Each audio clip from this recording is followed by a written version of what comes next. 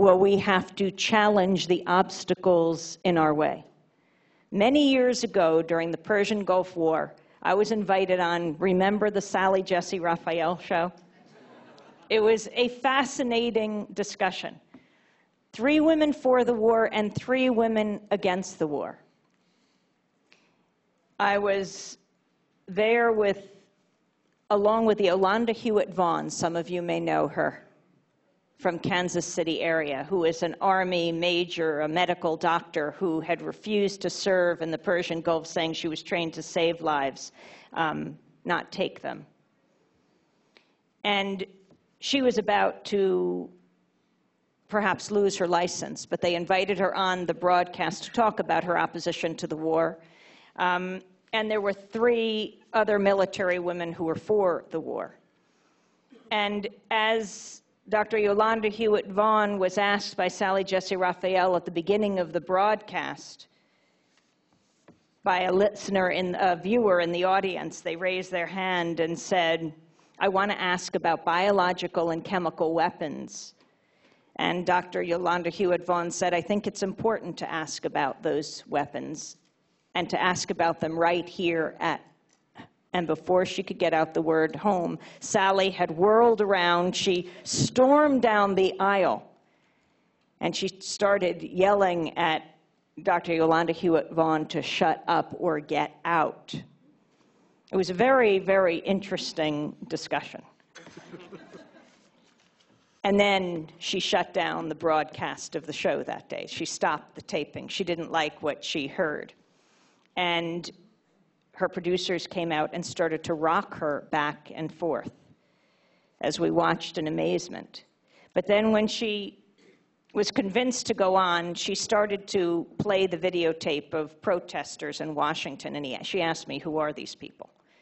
I said I didn't know everyone's name, but I thanked her for at least going beyond showing the image, if we're lucky, of protest and actually having a civilized discussion.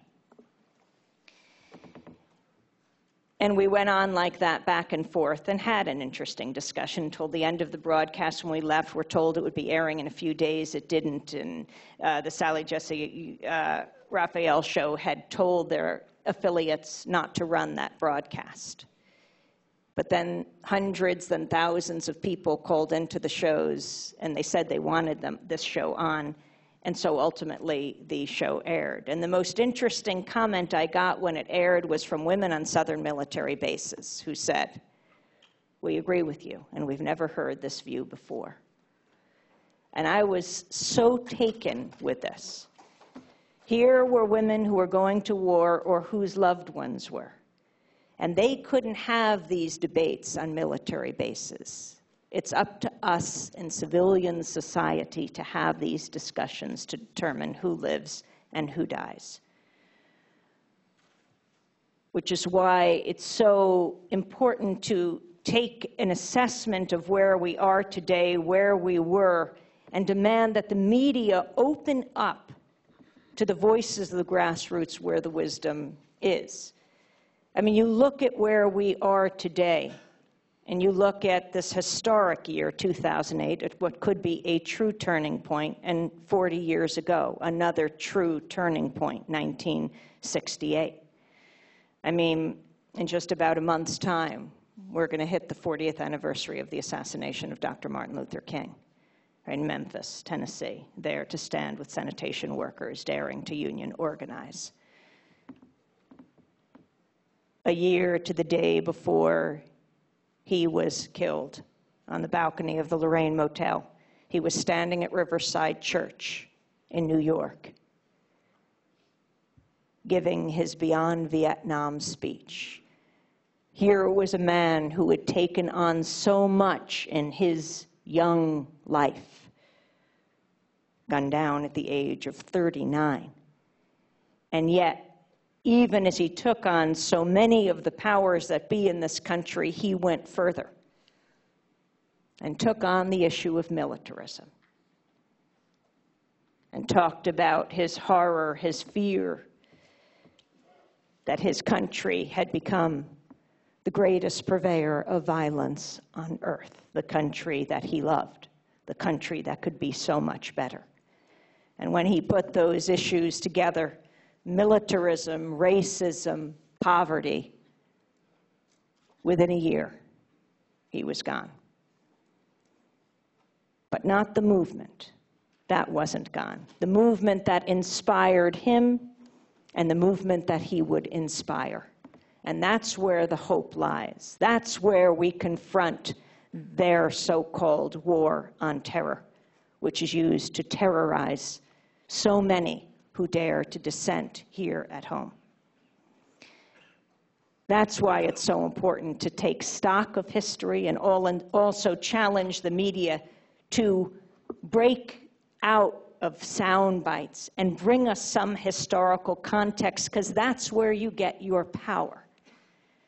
The fact that this winter soldier investigation, these 3 days of hearings, has taken place before, that you have precedent, that there are brave people who've come before you and young people who you will inspire as young people when they hear you telling your stories. You are the wisest. 40 years ago, and where Dr. King came from.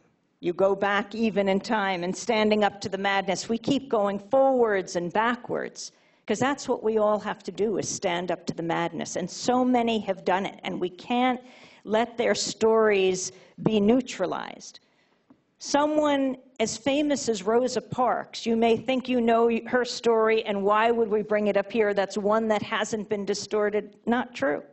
Rosa Parks, December 1st, 1955, sits down on the bus in Montgomery, Alabama, to stand up for all of us, refusing to get up for a white passenger, to stand up for all of us, because if one of us is diminished, we're all diminished.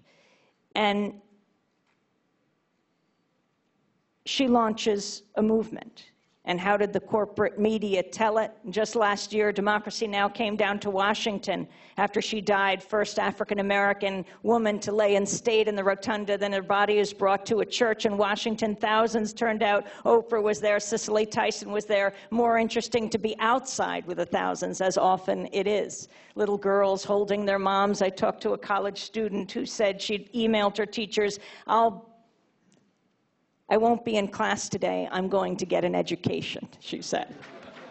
And the media told us the story, once again, of Rosa Parks saying she was a tired seamstress. She was no troublemaker. And that's where they got it wrong.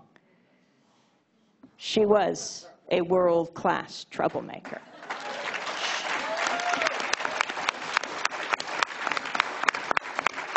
She came out of years of fighting segregation in the South, challenging racism where she lived, training at the Highlander Center, working with Edie Nixon. She had been secretary of the NAACP. He was president. He came out of radical labor politics. These stories aren't told. And she'd sat down on the bus before.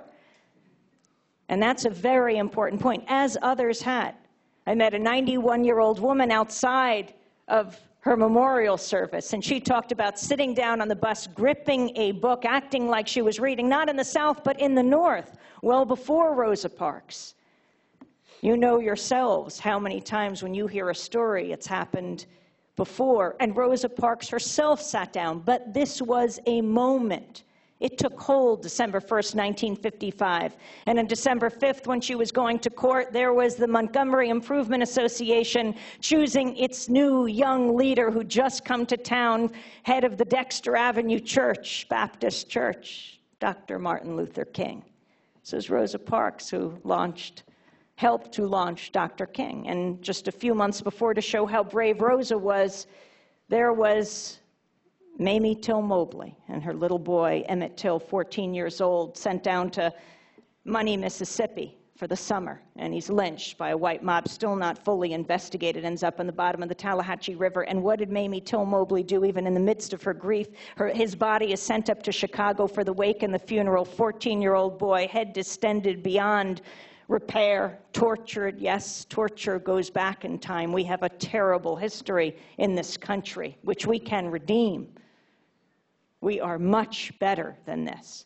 But when his body was sent out, sent up to Chicago, she said, open the casket. Why? for the wake and the funeral, because she wanted the world to see the ravages of racism, the brutality of bigotry. It was a lesson she should teach, we should take in the press today. Show the images, because those images of Emmett's head were picked up by Jet Magazine and other black publications, and they were seared into the conscience of this country. We must learn from that today. Show the images, don't sanitize.